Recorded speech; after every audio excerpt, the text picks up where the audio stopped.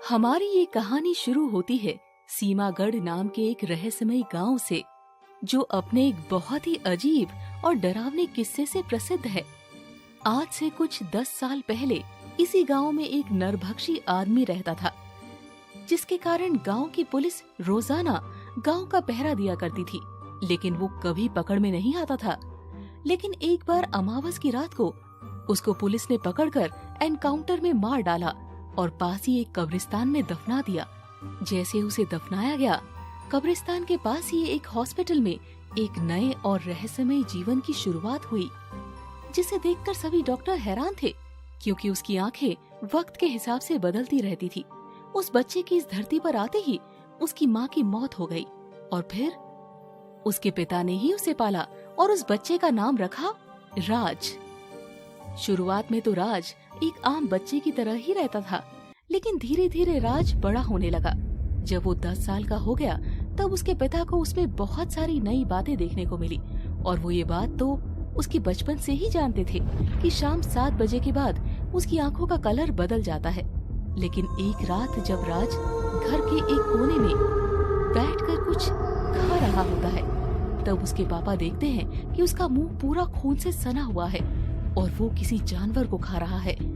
वो देखकर उसके पापा बहुत डर जाते हैं और बिना कुछ बोले सो जाते हैं। ठीक उसी रात की तरह एक रात वो देखते हैं राज कहीं बाहर जा रहा है, तो वो उसका पीछा करते हैं। वो देखते हैं कि वो पास वाले जंगल में जा रहा है। ये देखकर उसके पापा उसे रोकने के लिए आगे जाने वाले होते हैं कि तभी वो देखते हैं कि राज के पीछे से 2 काले रंग के पंख निकले हैं और उसकी आंखें काली हो जाती है और वो उड़कर एक पेड़ पर जा बैठता है और एक छोटे इंसान के बच्चे को खाने लगता है। ये देखकर राज के पापा वहाँ से भागते हैं और राज उन्हें देख लेता है और भागते भागते वो एक खाई के पास पहुँच जाते हैं। तभी राज उनके पीछे से आवाज लगाता है और कहता है, पापा। उसके पापा पीछे मुड़कर देखते हैं और अपने बेटे को ऐसा देखकर वो समझ जाते हैं। क्या हुआ? मुझे देखकर क्यों भाग रहे हो? आओ, मेरे पास आओ। राज की ऐसी डरावनी आवाज सुनकर उनकी हालत खराब हो जाती है और राज के पापा कहते हैं, तुम कौन हो? तुमको क्या लगा उस दिन हॉस्पिटल में तुम्हारा बेटा इस दुनिया में आया था?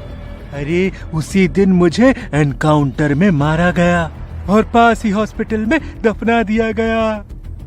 तो तुम मेरे बेटे के रूप में कैसे?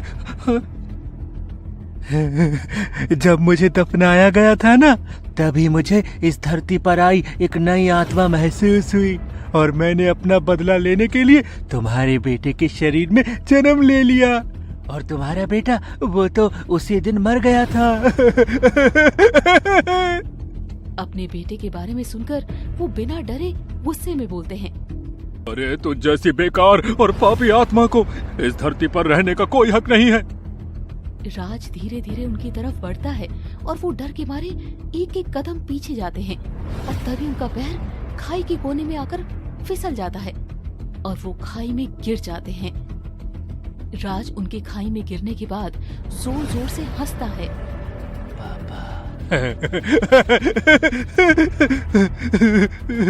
ये इंसान कितने बेवकूफ होते हैं।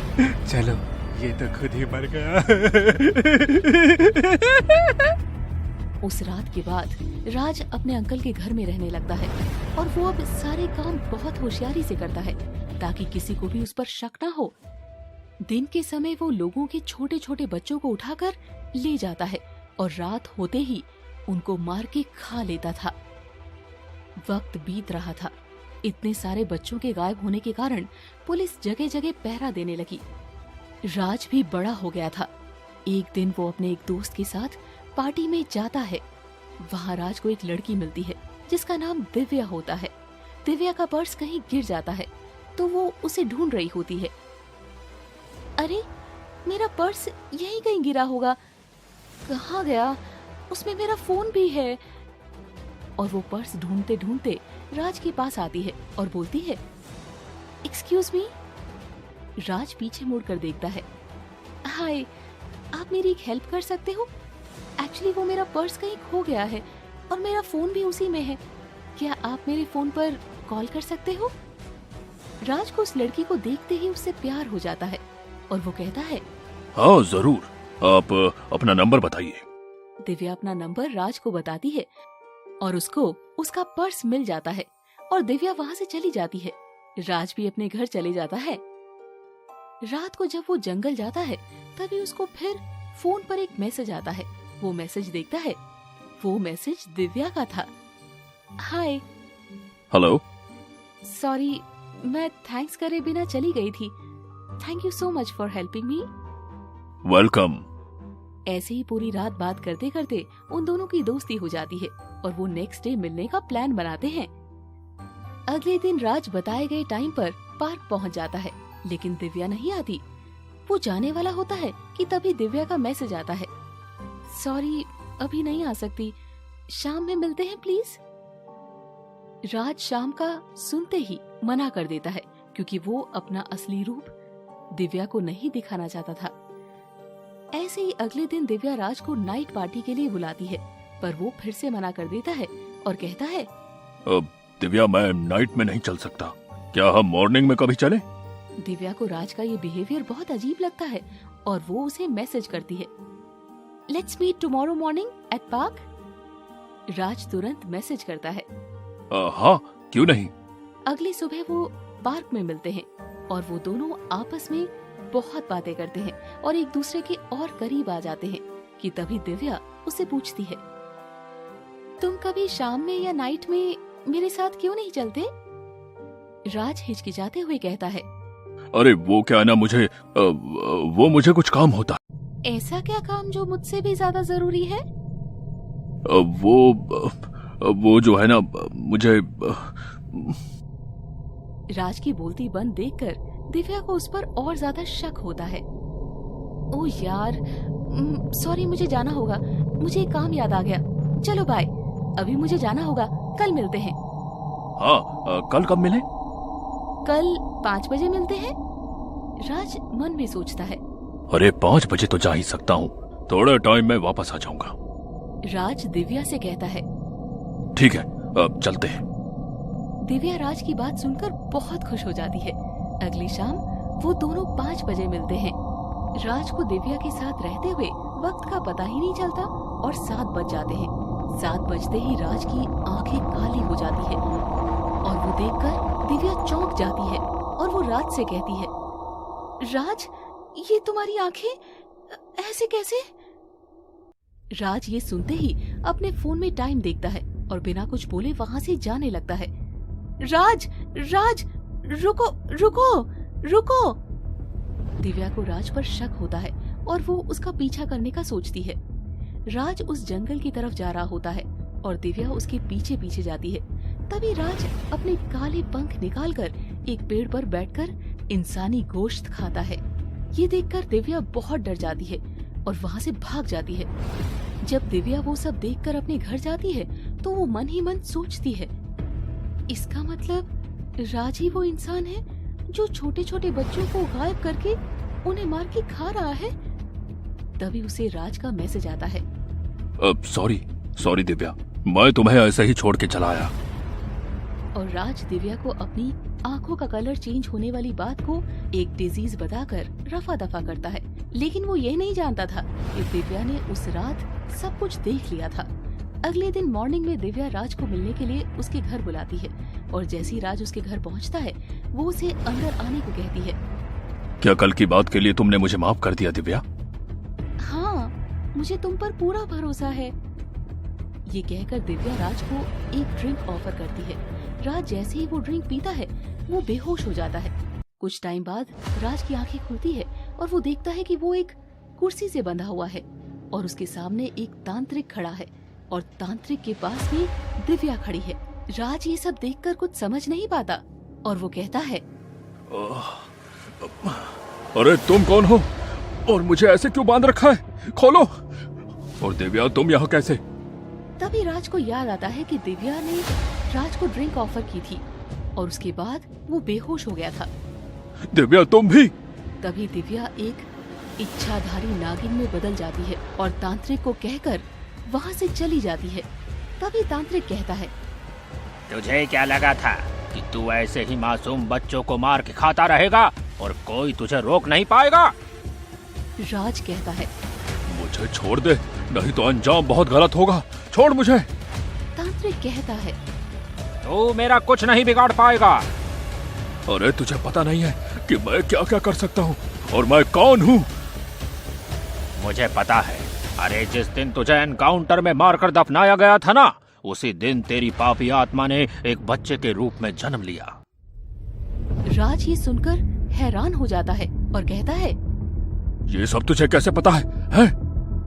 अरे मुझे तो ये भी पता है कि वक्त के साथ साथ तेरी शक्तियाँ और बढ़ती रही और तूने अपने पिता को भी खाई में गिराकर मार डाला।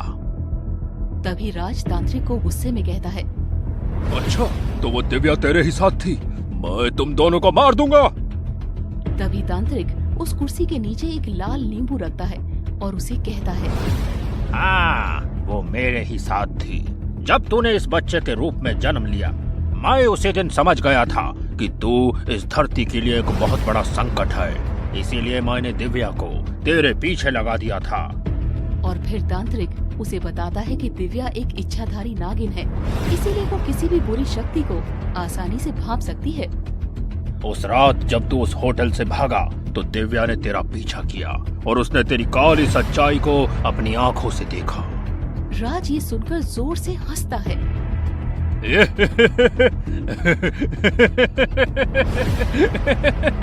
तेरे पास ज्यादा वक्त नहीं है तांत्रिक, वक्त बीतता जा रहा है।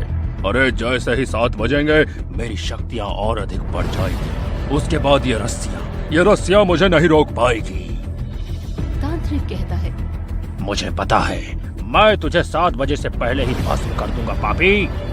तभी तांत्रिक मन मन में मंत्र पढ़ना शुरू करता है और थोड़ी देर बाद राज का शरीर जलना शुरू कर देता है और वो चिल्लाता है,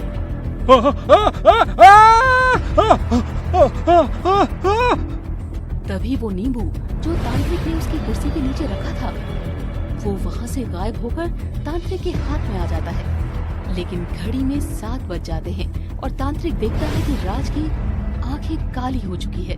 तभी राज कहता है,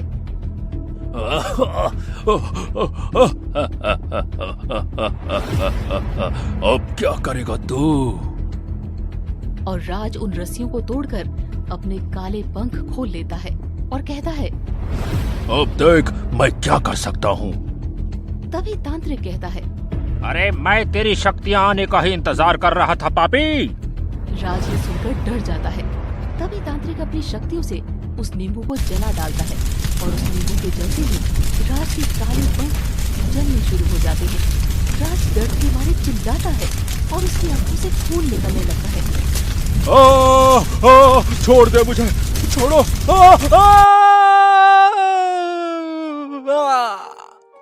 तभी राज जलकर भस्म हो जाता है और वो पेड़ जिस पर राज अपना शिकार बैठकर खाता था वो बिल्कुल काला पड़ जाता है और वो तांत्रिक राज की राख को बोतल में बंद करके कहीं दूर पानी में डाल देता है और कहता है, याद रखना, जब तक ये आत्मा इस बोतल में बंद रहेगी, ये फिर से किसी का कुछ नहीं बिगाड़ पाएगा।